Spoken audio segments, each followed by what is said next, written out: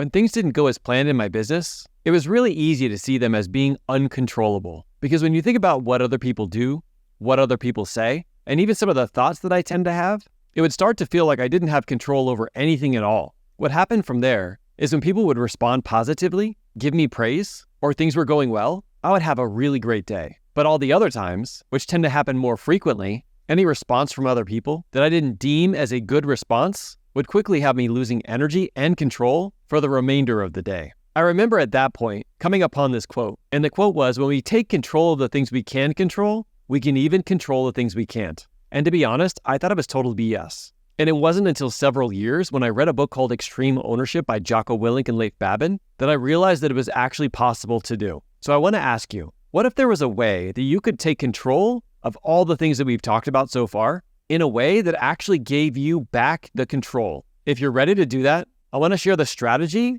that I not only implement now as well as with my clients, but it's really what allowed me to start taking ownership of the parts that I can control so that I could create the life of freedom and be able to leave my full-time job because I was now able to control the uncontrollable. What do I mean? Let me break it down for you. When it comes to this basic philosophy, you have to understand a few things. Number one is when we point to things outside of ourselves, it doesn't give us the ability to influence anything different. I don't know about you, but I do not like to feel like the victim. Like things are happening to me and I have no say in it whatsoever. So what I noticed is when I was pointing to the outside, whether it was somebody else's thoughts or somebody else's actions, it always got me to feel like I was not in control. And it would quickly spiral down to the nuclear option of how this is not going to work out for me, how I don't know what I'm doing, and I'm just wasting my valuable time. Instead, I realized if I thought about the things that I can control, which is my part of the situation, how I showed up, how I responded or reacted, and the actions and behaviors that I took, I started to realize not only would I not give that power away, but I actually felt more in control of the outcome of the situation.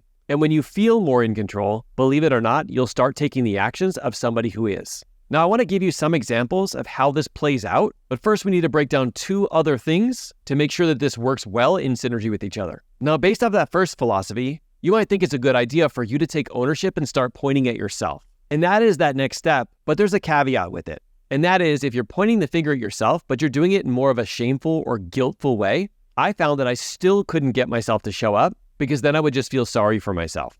This is when things happen and you start to think that there's something wrong with you, something wrong with the other person, or maybe you start to have thoughts like I did where I was thinking, I knew I wasn't going to be able to have success. I'm not like everybody else out there. Now, if you can tell from that level of energy, it is extremely low and it would never get me to show up the way that I wanted to. Also, at this point, it's all about me. And it's not about me, it's about the mission. That's why I found the best place is somewhere in the middle ground. Number one, I'm taking ownership of the things that I can control, but at the same time, I'm treating this as a big science experiment and not making those things mean anything about me. So let me give you some examples of how by controlling the things you can control, you can even control the things you can't. Let's say somebody doesn't sign up for your program, or somebody did join you, but they didn't take any action. Or something went wrong with the numbers in your business. Now, if we went the first route, we would start blaming other people. Blaming them for not showing up, blaming them for putting the numbers incorrectly in the spreadsheet, blaming them for making excuses to not take the actions. But see, there's no level of growth that's there. And having done that for decades, I gotta tell you, it never produced anything positive for me.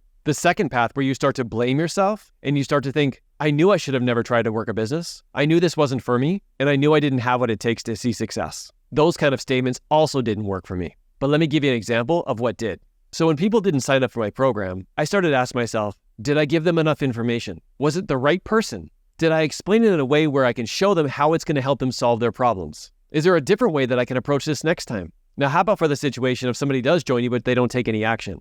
Well, did I find a way to inspire them to take action? Did I help them dig into their why, to find a reason to inspire them to take action every single day? Was I giving them enough guidance and direction along the way? Do I need to set up expectations better? Now, how about if something goes wrong with the numbers in your business? Was I overseeing and giving the person enough guidance? Is there a reason they didn't have enough information? Did I not provide them with enough details? What can I do next time to make sure that it's a success? What do I need to teach or train them in so this is no problem for them at all? What I noticed is when I started to take control of the situation by focusing on the questions that I just asked, I was able to make tweaks and adjustments to get more people to sign up to my program, to get them to take more action afterwards, and to make sure there was never any issues with our business numbers again. But none of that would have been possible if I had continued to point the finger somewhere else. Instead, taking ownership of my part of the equation, not only did it produce better results for me and my business, but it also modeled the behavior of extreme ownership for those people who worked along with me. So instead of me developing other followers, I was actually developing other leaders. And when you develop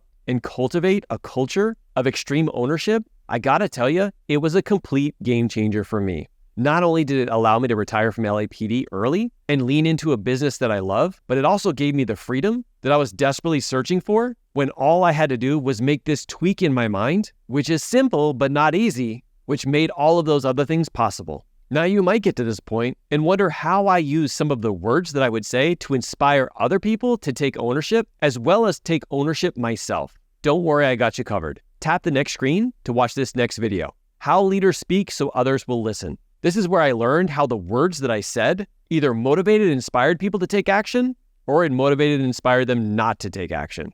Remember not to shame, guilt, or humiliate yourself while you're watching that video. And above all, keep leading from the front, leader. Bye.